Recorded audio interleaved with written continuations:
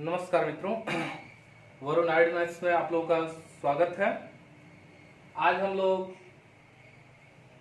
Noun के अंतर्गत case chapter को पढ़ेंगे। ये चैप्टर एग्जाम के लिहाज से बहुत ही महत्वपूर्ण चैप्टर है और देखेंगे तो केस जो चैप्टर है इसमें पोसेसिव केस का बहुत ही महत्व है और ज़्यादातर क्वेश्चन जो पूछे जाते हैं पोसेसिव केस से ही पूछे जाते हैं। आइए हम लोग क्वेश्चन को देखते हैं और जैसे प्रॉब्लम एराइज होगा उसी तरीके का सॉल्यूशन आपको दिया जाएगा। चलिए देखते हैं एक नंबर क्वेश्चन को। हाँ, एक बात और कि जो भी चैनल पर नए हैं बिल्कुल सब्सक्राइब कर लें, लाइक कर लें, कमेंट में भी अच्छा लगे तो लिखें और शेयर भी कीजिए।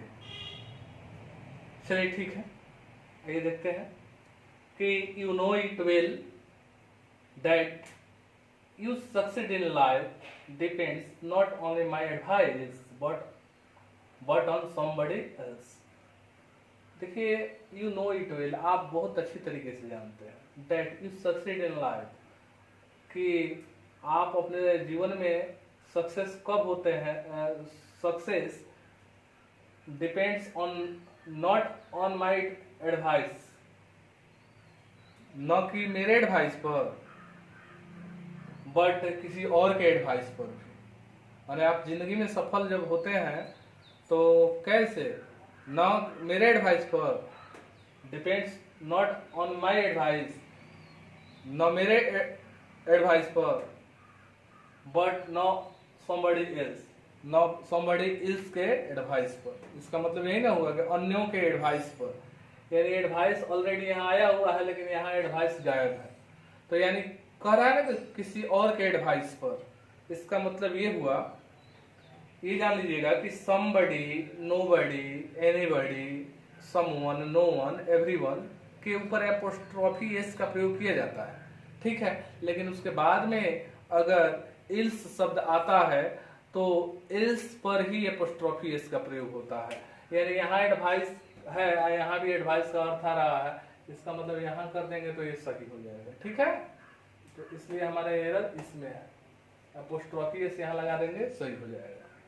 2 नंबर क्वेश्चन को देखते हैं कि he informed me that he had gone to one of the minister's residences and stayed there all night। एक बात हमेशा याद रखिएगा कि वन ऑफ के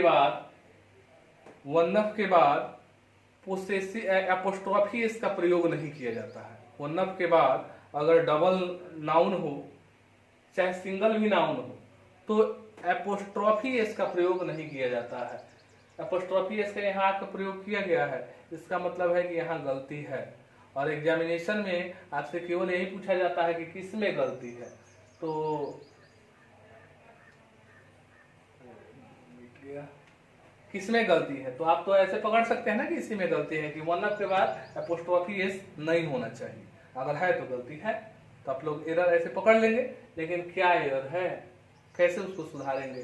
तो देखिए, इसके बाद 2 नाउन है, तो सबसे बड़ी समस्या ये है कि किसको प्लुरल में रखा जाए, है ना। अगर मान लेते हैं वन ऑफ के बाद अगर हम इसको सुधारना शुरू करते हैं कि वन ऑफ को रख कर ही, तो किसको प्लुरल करेंगे मालूम नहीं चलेगा, ठीक है। इसलिए इसके लिए सॉल्यूशन ये होगा कि the residence of one of the ministers, the residence of one of the ministers हो गया ना। अब इससे वन ऑफ के बाद नाम क्या होता है, प्लुरल, तो वो भी आपका काम हो गया, इधर वाला भी काम हो गया। तो जब भी प्रॉब्लम इससे संबंधित आए वन ऑफ से एपोस्ट्रोफी एस का प्रयोग करके दे तो मान लीजिएगा कि वहां एरर है, ठीक है। तो हमारा आंसर क्या हो जाएगा, सी। अब देखिए, the buildings roof need repairing otherwise it may fall down and result into many persons death. माने बिल्डिंग का छत जो है रिपेयरिंग खोज रहा है, नहीं तो क्या होगा, वो गिर जाएगा, बहुत लोग मर जाएंगे।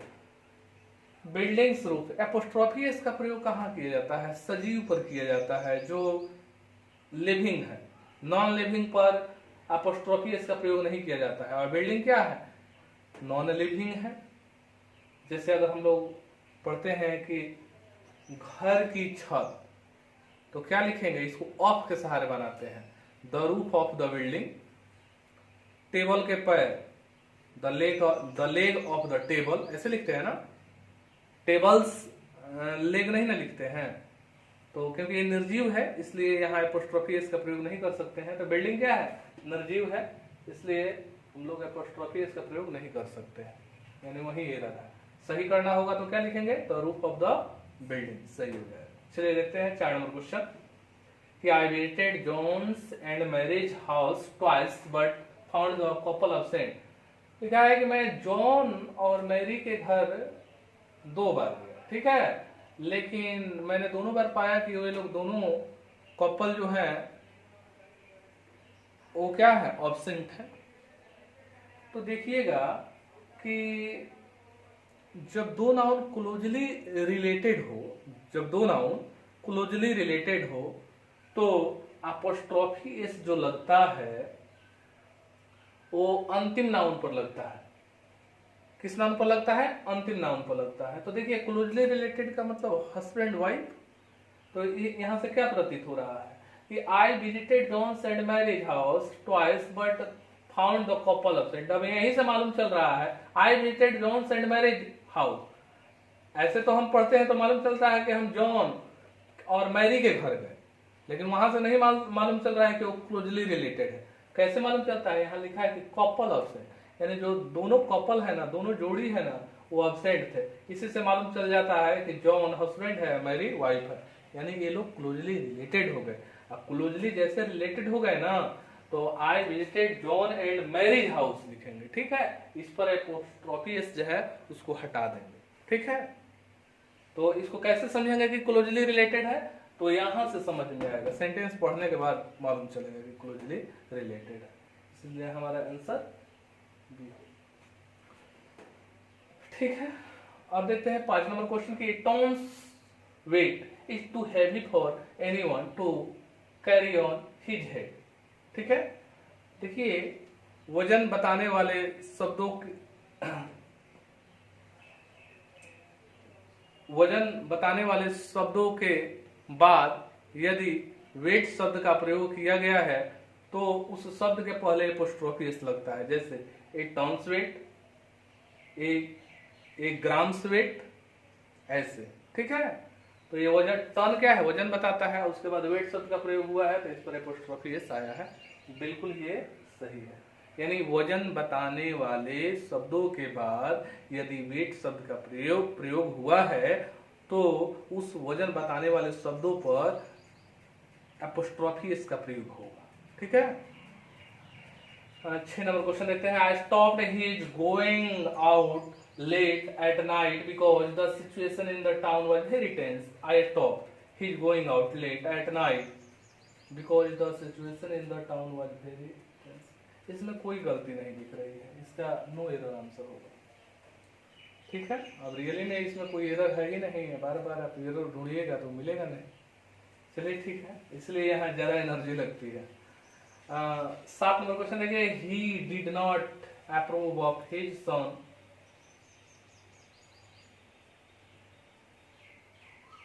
अच्छा एक मिनट, एक टर्न्स वेट, तो यहाँ तो ये ऑलरेडी ये तो सही ना है जी, तो सही है तो यहाँ हम लोग एरर नहीं ना मार सकते हैं, वो गलती से लग गया है।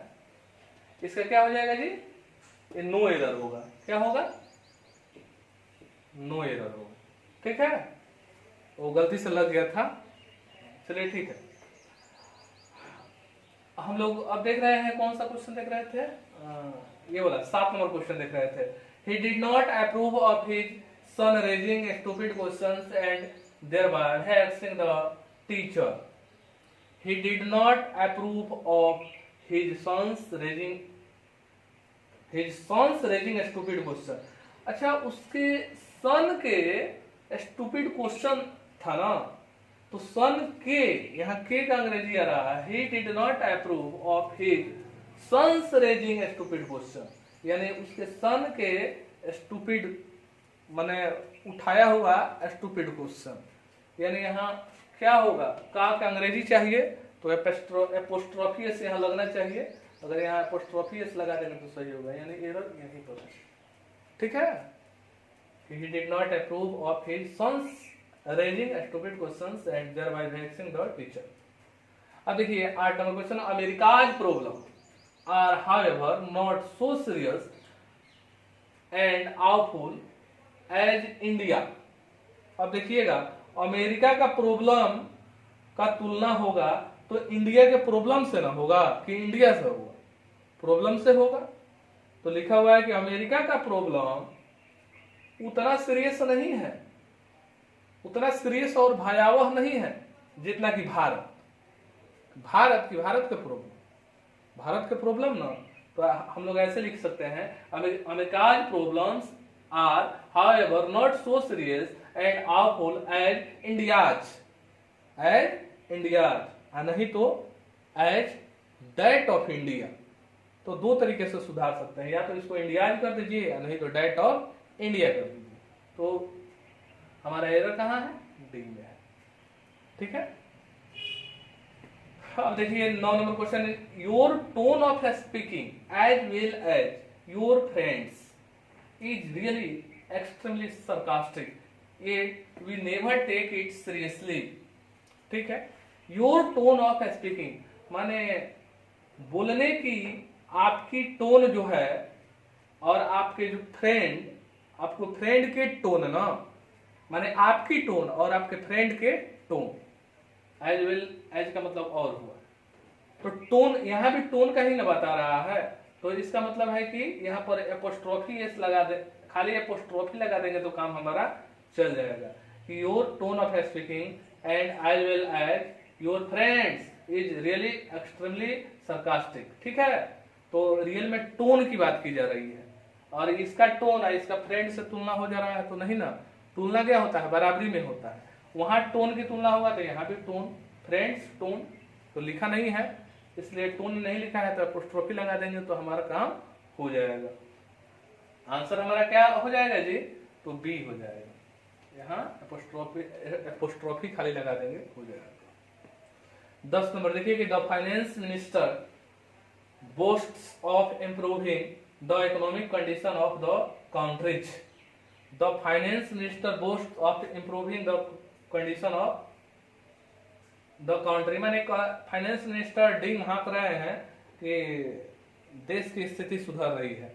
तो देखिए the economic condition of the country लिखा हुआ है, तो ऑलरेडी यहाँ ऑफ का प्रयोग किया गया है, तो यहाँ एपोस्ट्रोफी इसकी प्रयोग करने की क्या जरूरत, कोई जरूरत नहीं है।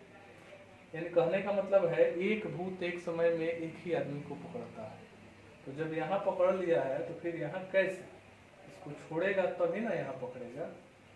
तो इसका मतलब क्या है, the economic condition of the country लिख दिया गया है, तो यहाँ एपोस्ट्रोफी इसकी जरूरत नहीं है, उसको डिलीट कर देते हैं तो बिल्कुल सही हो जाएगा। अच्छा यहाँ ABCD नहीं लिखा हुआ है, तो मान लीजिए ए बी है, सी है, ए बी है, तो हमारा प्रॉब्लम कहाँ है, डी में प्रॉब्लम। समझ गए होंगे। तो इसी के साथ ये 10 क्वेश्चन सॉल्व हो चुके हैं, और उम्मीद है कि आप लोगों को समझ में भी आया होगा। अगर समझ में आ रहा है, अच्छा लग रहा है, तो बिल्कुल ही कमेंट बॉक्स में लिखिए कि आपको अच्छा लग रहा है, हमें भी मालूम चले। उसके बाद लाइक और शेयर भी करना ना भूलिए, क्योंकि शेयर कीजिएगा तो और भी विद्यार्थी और आपके मित्र इसका लाभ उठा पाएंगे इस वीडियो का। चलिए ठीक है, इसी के साथ हम लोग नेक्स्ट क्लास में मिलते हैं। ठीक है, नमस्कार।